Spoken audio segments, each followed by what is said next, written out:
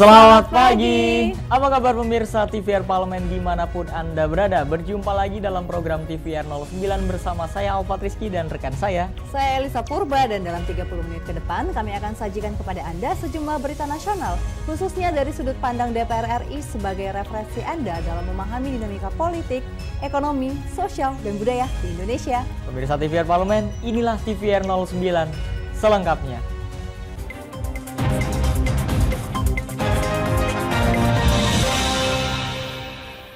Komisi 4 DPR RI mendorong pemerintah terus berupaya menangani wabah penyakit mulut dan kuku atau PMK. Sebab jelang Hari Raya Idul Adha, keterbatasan stok vaksin impor yang telah tiba masih jadi penghambat vaksinasi hewan kurban di seluruh daerah di Indonesia. Komisi 4 DPR RI mendorong pemerintah terus berupaya menangani wabah penyakit mulut dan kuku atau PMK. Sebab jelang Hari Raya Idul Adha, keterbatasan stok vaksin impor yang telah tiba masih jadi penghambat vaksinasi hewan kurban di seluruh daerah di Indonesia. Anggota Komisi 4 DPR RI Edward Tanur mengatakan, wabah PMK memerlukan penanganan yang komprehensif. Karenanya, DPR RI bersama pemerintah berupaya menutup akses distribusi hewan kurban dari daerah yang berzona merah penyakit mulut dan kuku. Kita sementara ada minta vaksin dari Prancis. 3 juta dosis, tapi yang baru masuk berapa? 800 ribu kali gitu. Jadi kalau untuk mengatasi virus PMK ini, penyakit PMK ini butuh waktu lama, bertahun-tahun. Jadi dengan vaksin ini tidak bisa kita harapkan dapat membatasi virus yang sekarang sementara terjangkiti di daerah-daerah. Hanya ya selain upaya vaksin, kita melakukan penutupan pintu atau membatasi daerah-daerah yang sudah terjangkit. Jadi kita isolasi, nggak boleh masuk, nggak boleh keluar. Jadi sekarang kita hanya berharap pada daerah-daerah yang belum terkontaminasi atau terjangkit dengan virus ini. Saat ini, Indonesia telah membatasi impor hewan kurban, meski masih mengimpor daging dari luar negeri. Dengan persyaratan, daging tersebut harus bebas dari PMK dan bersuhu -2 hingga -8 derajat Celcius. Bani, TVR Parlemen melaporkan. Sebagai bentuk konsekuensi penerimaan cukai hasil tembakau, Badan Akuntabilitas Keuangan Negara DPR RI mendorong pembangunan rumah sakit khusus paru, mengingat tingginya angka kasus kanker paru-paru di Indonesia.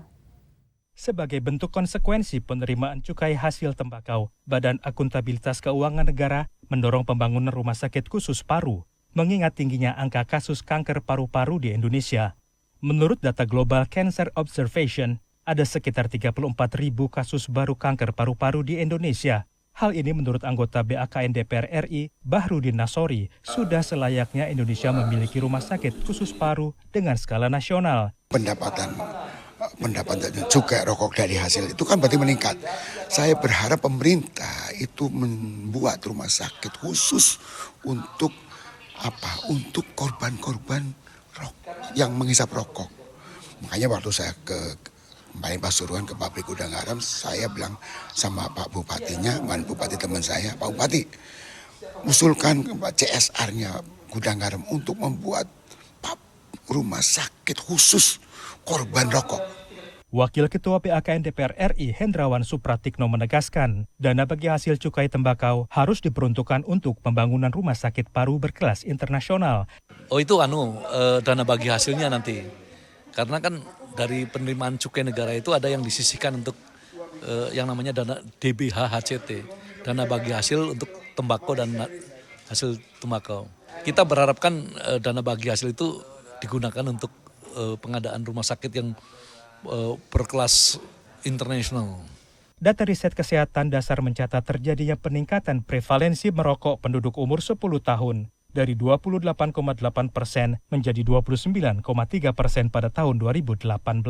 Tim Liputan TVR Parlemen melaporkan. Pemirsa, Komisi 6 DPR RI menyoroti kelangkaan pupuk yang kerap dirasakan petani saat musim tanam. Dan informasi lengkapnya sesaat lagi, tetaplah bersama kami di TVR 09.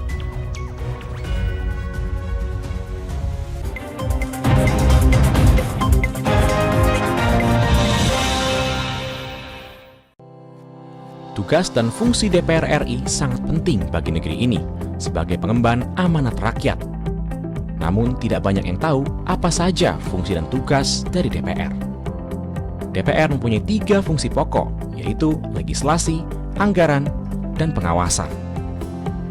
Ketiga fungsi tersebut harus dilaksanakan dalam kerangka fungsi representasi yang mengedepankan kepentingan rakyat berdasarkan aspirasi masyarakat dan untuk kesejahteraan rakyat. Dari fungsi legislasi, DPR RI mempunyai tugas dan wewenang untuk menyusun dan menetapkan program legislasi nasional bersama dengan pemerintah, menyusun dan membahas rancangan undang-undang, menerima rancangan undang-undang dari DPD, membahas rancangan undang-undang yang diusulkan oleh Presiden ataupun DPD, menetapkan undang-undang bersama dengan Presiden, menyetujui atau tidak menyetujui peraturan pemerintah pengganti undang-undang yang diajukan Presiden untuk ditetapkan menjadi undang-undang. Sementara, fungsi anggaran membahas dan memberikan persetujuan atau tidak memberikan persetujuan terhadap rancangan undang-undang tentang APBN yang diajukan Presiden, memperhatikan pertimbangan DPD atas rancangan undang-undang tentang APBN dan rancangan undang-undang terkait pajak, pendidikan, dan agama, menindaklanjuti hasil pemeriksaan atas pengelolaan dan tanggung jawab keuangan negara yang disampaikan oleh BPK, memberikan persetujuan terhadap pemindah tanganan aset negara maupun terhadap perjanjian yang berdampak luas bagi kehidupan rakyat yang terkait dengan beban keuangan negara. Dan fungsi pengawasan, melakukan pengawasan terhadap pelaksanaan undang-undang, APBN, dan kebijakan pemerintah, membahas dan menindaklanjuti hasil pengawasan yang disampaikan oleh DPD terkait pelaksanaan undang-undang mengenai otonomi daerah, pembentukan, pemekaran, dan penggabungan daerah, pengelolaan sumber daya alam dan sumber daya ekonomi lainnya, pelaksanaan APBN, pajak, pendidikan, dan agama. Terima kasih. Video ini dipersembahkan oleh TV dan Radio Parlemen, Biro Pemerintahan Parlemen, Sekretariat Jenderal, dan Badan Keahlian DPR RI.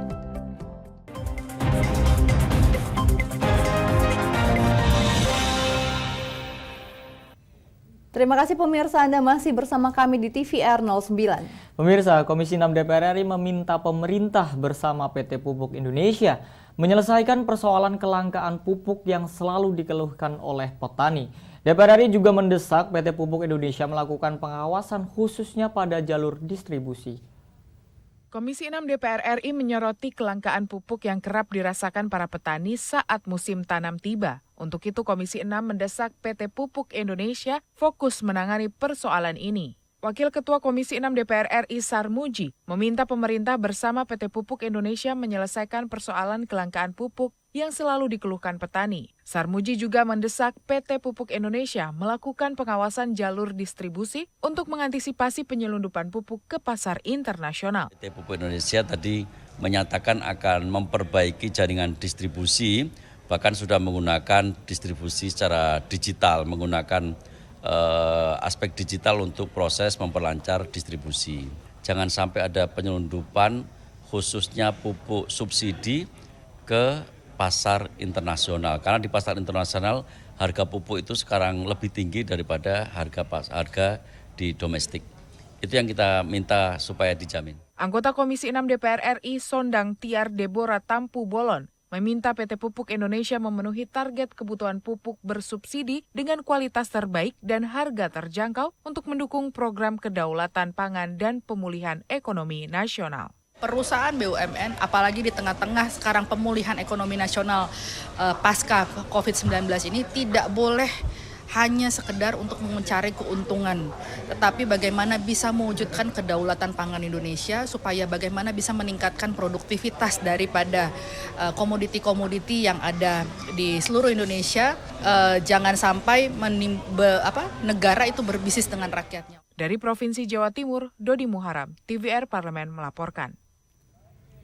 Dalam kunjungan spesifik ke Nusa Tenggara Barat, Komisi 5 DPR RI mendorong penyelesaian pembangunan bendungan Mujur di Lombok Tengah yang sejak tahun 1969 belum selesai dibangun. Komisi 5 DPR RI mendorong penyelesaian pembangunan bendungan Mujur di Lombok Tengah agar manfaatnya bisa segera dirasakan oleh masyarakat sekitar, baik untuk pertanian maupun pariwisata. Pada kunjungan spesifik Komisi 5 DPR RI ke Nusa Tenggara Barat, anggota Komisi 5 Mulyadi menjelaskan Pembangunan Bendungan Mujur adalah proyek nasional untuk memenuhi kebutuhan air baku masyarakat. Bendungan ini sudah direncanakan sejak tahun 1969, hingga saat ini belum selesai proses pembangunannya. Padahal lokasi ini sangat strategis untuk memenuhi pasokan air pertanian warga Lombok Tengah hingga Mandalika.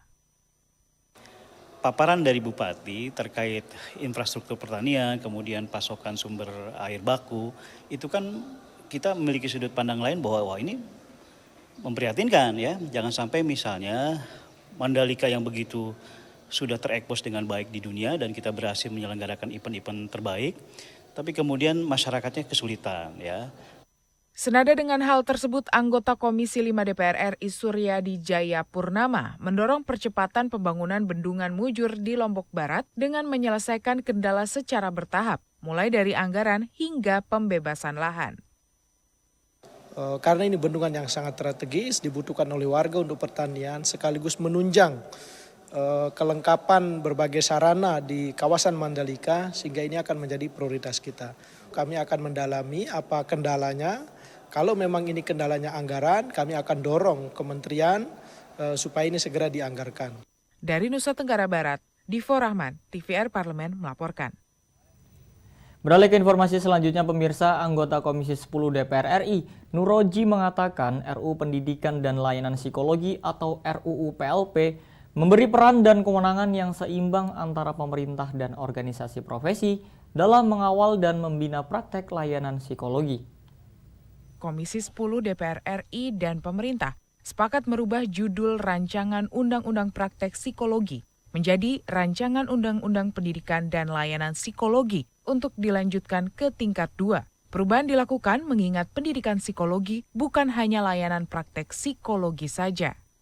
Ada 5 isi krusial yang menginisiasi perubahan judul rancangan undang-undang ini, yakni layanan praktek psikologi pendidikan dan tenaga psikolog, tata kelola penjaminan mutu, kemitraan, pembiayaan, dan organisasi profesi.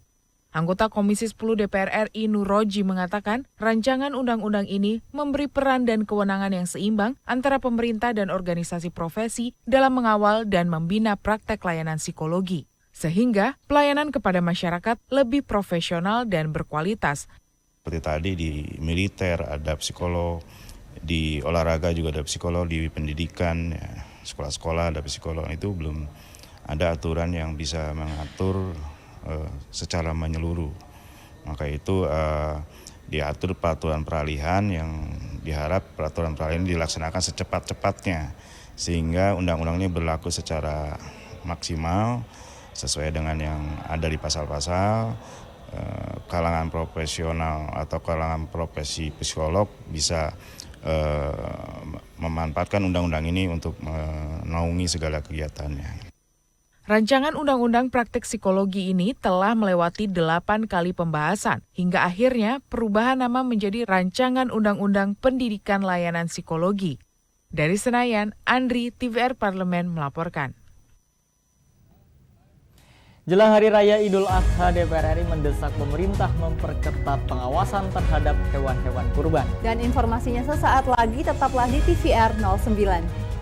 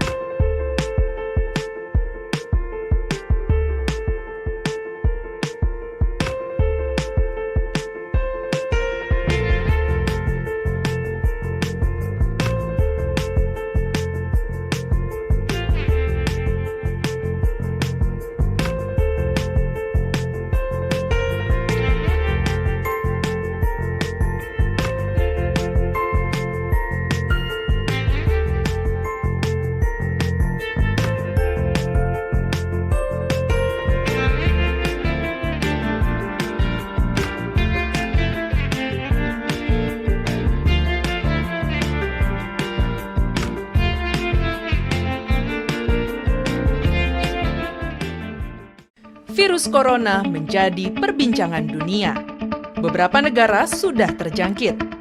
Ribuan orang di Indonesia terkena virus ini. Kita perlu antisipasi dengan melakukan hal berikut. Cuci Cuci tangan dengan sabun dan antiseptik. Gunakan masker atau penutup mulut saat bersin dan batuk. Masak telur dan daging hingga matang. Hindari kontak dengan hewan. Tidak saling berjabat tangan. Tidak berinteraksi dengan penderita. Jika memiliki demam tinggi, batuk, pilek, gangguan pernafasan, sakit tenggorokan, dan letih lesu, segera periksakan ke dokter. Waspada virus corona, cegah penyakit sejak dini.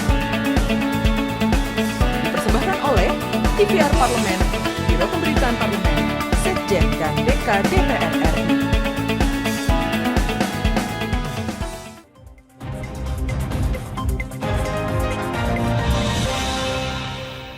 Kembali pemirsa di TVR 09. Pemirsa, hingga 6 Juli 2022, data Kementerian Pertanian menyebutkan penyebaran penyakit mulut dan kuku atau PMK telah menyebar ke 21 provinsi yang menjangkit lebih dari 300.000 ekor ternak. Nah pemirsa, sejumlah anggota DPR RI meminta secara tegas dan mendesak pemerintah memperketat pengawasan terhadap hewan-hewan kurban. Selain itu, pemerintah harus mewajibkan karantina terhadap hewan lokal dari daerah yang terjangkit wabah PMK, juga hewan impor dari negara yang belum bebas PMK. Dan berikut ini liputan mendalam yang telah dirangkum oleh tim redaksi TVR Parlemen.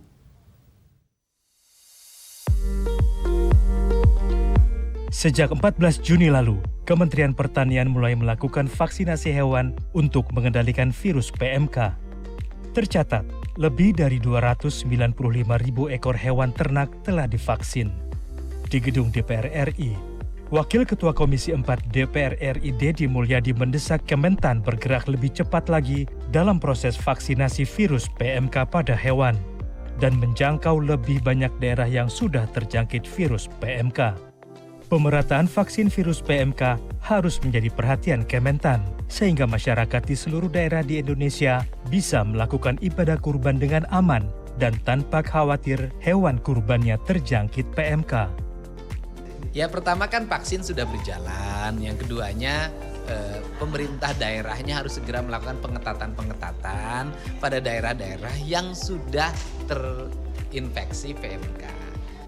Tidak jauh berbeda, anggota Komisi 4 DPR RI Nur Aini mengimbau pemerintah fokus menangani virus PMK dengan mempercepat pemenuhan vaksin hewan, serta memperbanyak pengadaan disinfektan.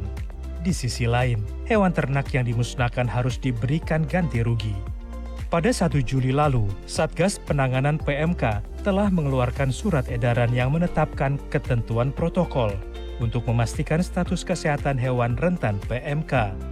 Menanggapi itu, Nur Aini menekankan seluruh pihak benar-benar menjalankan karantina hewan, termasuk hewan impor. Pasalnya, dalam rangka peringatan Idul Adha, kebutuhan masyarakat akan hewan kurban meningkat, sehingga perlu diantisipasi. Bagaimana peran dan tugas fungsi karantina ini juga harus dimaksimalkan kaitan dengan pengawasan lalu lintas kedatangan hewan dari berbagai negara tertentu masuk ke kita, termasuk karantina dari lokal ke lokal, dari daerah satu ke daerah yang lain. Sementara itu, Wakil Ketua Komisi 4 DPR RI, Anggia Erma, menyoroti masih banyaknya kepala daerah yang belum paham untuk mengalokasikan anggaran penanganan PMK. Pemerintah pusat perlu lebih intensif mensosialisasikan surat edaran Mendagri tentang dukungan dan antisipasi wabah PMK pada ternak, yang salah satu poinnya adalah pendanaan untuk pengendalian dan penanggulangan wabah PMK dianggarkan dalam APBD. Anggia meminta adanya pendampingan Kementan dalam pengiriman maupun pemotongan hewan kurban, selain mewajibkan adanya sertifikasi kesehatan hewan dan kartu vaksinasi. Hal ini untuk mencegah hewan kurban yang terindikasi terjangkit PMK dikonsumsi masyarakat. Para penjagal itu memang harus paham betul untuk melokalisir. Kalau ada RPH di RPH. Kalau ada di tempatnya si hewan itu ya udah di situ aja, nggak usah dibawa kemana-mana. Secara terpisah, anggota Komisi 8 DPR RI, John Kennedy mengimbau semua pihak memberikan perhatian serius pada penyebaran virus PMK yang terus meluas ke berbagai daerah di Indonesia. Pemilik atau peternak dan penjual hewan kurban sebaiknya jujur dan komunikatif terkait kesehatan hewan kurbannya agar tidak merugikan masyarakat yang membeli maupun yang mengkonsumsi daging hewan kurban. Dan kita juga menyampaikan kepada Kementerian Lembaga Terkait, khususnya Kementerian Agama, supaya dapat memilah-milah gitu kan ya, dapat artinya mengungsikan kalau seumpamanya ada binatang ternak untuk kurban yang terkena PMK itu. Karena memang sulit juga bagi kita ya, masyarakat itu ada rasa kebanggaan bagi mereka dapat berkurban gitu kan ya. Jadi namun demikian ya kita harus hati-hati. Mendekati perayaan Idul Adha 1443 Hijriah, Menteri Agama RI Yakut Khalil mengeluarkan surat edaran terkait penyelenggaraan sholat maupun pemotongan hewan kurban. Anggota DPR RI meminta pemerintah mensosialisasikan pengaturan dan pembatasan pemotongan hewan, serta memastikan dan melakukan kontrol terhadap pemotongan hewan kurban di masyarakat. Ketua DPR RI Dr. Honoris Causa Puan Maharani bahkan mengimbau Pemda mengoptimalkan pemantauan terhadap pemotongan hewan kurban, baik di rumah potong hewan maupun di tempat pemotongan hewan kurban. Hal ini untuk memastikan daging hewan kurban memenuhi kriteria aman, sehat, dan halal dikonsumsi masyarakat. Tim Liputan TVR Parlemen melaporkan.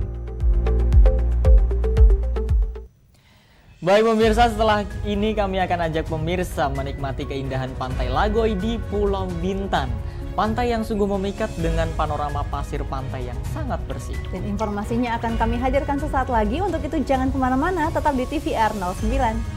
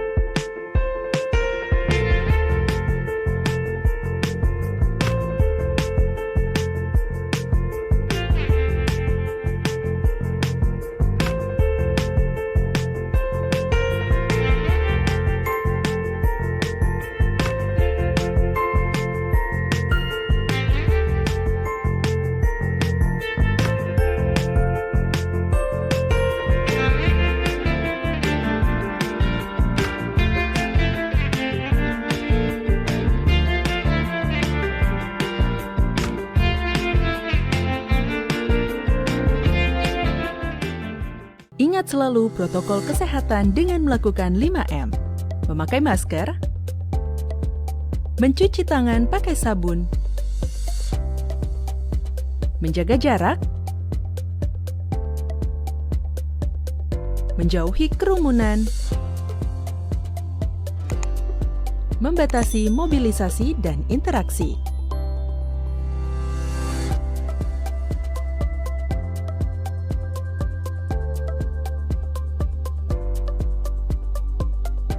Dipersembahkan oleh Biro Pemberitaan Parlemen, Sekretariat Jenderal DPR RI.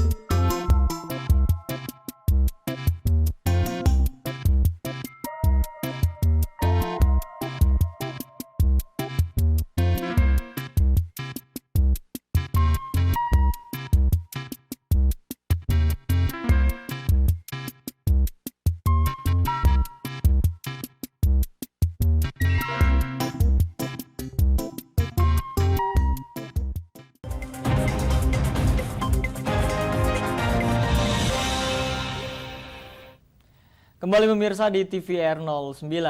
Saat pandemi banyak lokasi wisata di Indonesia yang terpukul hebat karena turunnya jumlah wisatawan. Namun saat ini pariwisata di Indonesia kembali menggeliat, salah satunya di Pulau Bintan. Pulau Bintan yang menjadi daya tarik wisatawan khususnya dari Singapura ini punya segudang tempat wisata yang bisa dikunjungi. Karena selain resort yang mewah, keindahan alam pantainya pun sungguh memikat. Dan berikut ini liputan lengkapnya hanya untuk Anda.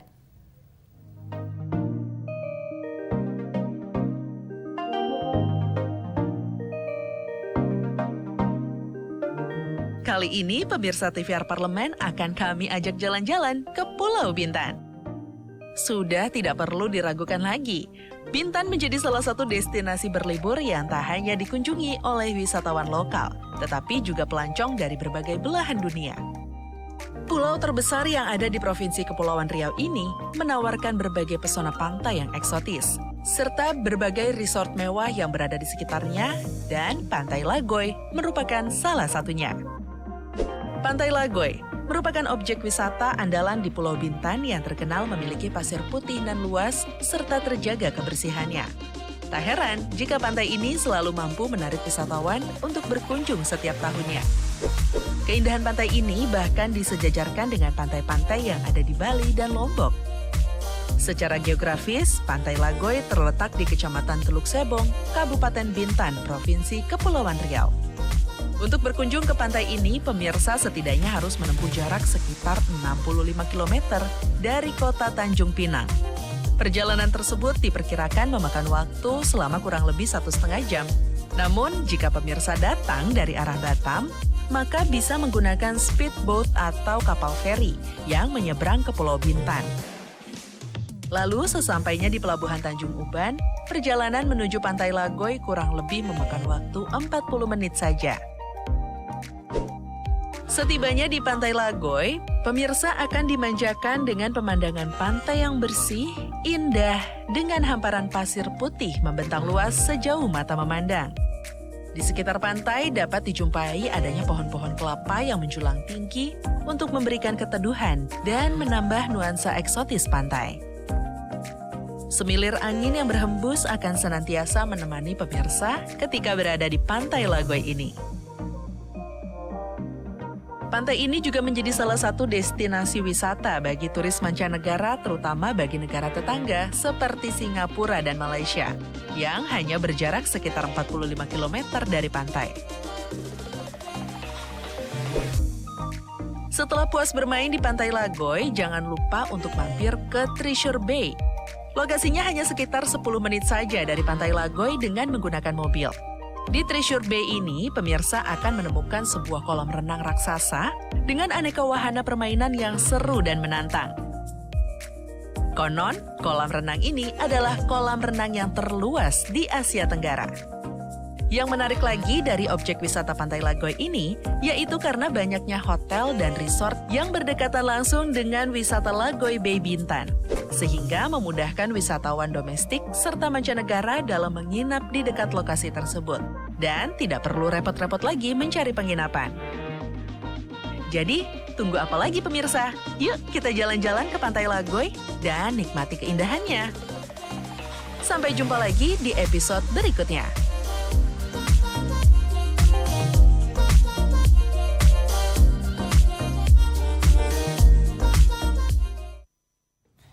Nah pemirsa, gimana nih, berminat ke Pantai Lagoy? Nah, di penghujung acara kami informasikan kepada Anda agenda DPR RI pada hari ini Rabu 6 Juli 2022. Dimulai pada pukul 9 pagi ada Komisi 10 DPR RI yang akan mengadakan rapat dengar pendapat umum dengan guru P3K lolos passing grade. Lalu ada Komisi 11 DPR RI yang mengadakan rapat dengar pendapat umum dengan pakar untuk mendapat masukan terhadap RUU P2SK. Lalu pada pukul 11 Komisi 3 DPR akan menggelar rapat kerja dengan Menkumham terkait masukan RUU operan atau carryover. Dan pada pukul 2 siang Komisi 6 akan mengadakan RDP dengan Dirut PGN. serta sejumlah agenda dan program DPR RI lainnya yang dapat Anda akses pemirsa secara langsung di TVR Parlemen melalui kanal utama, kanal komisi dan kanal alat kelengkapan Dewan lainnya yang tentunya dapat Anda akses di tvr.dpr.go.id. Nah pemirsa TVR Parlemen, demikian TVR 09 edisi pagi ini. Kami ingatkan untuk tetap waspada pada persebaran virus COVID-19 dan tetap patuhi protokol kesehatan. Segenap kru TVR Parlemen yang bertugas mengucapkan terima kasih telah menyaksikan TVR 09 pagi ini. Saya Elisa Purba dan juga rekan saya Syalfat Rizky, sampai bertemu kembali di TVR 09 esok hari. TVR Parlemen, Referensi Indonesia.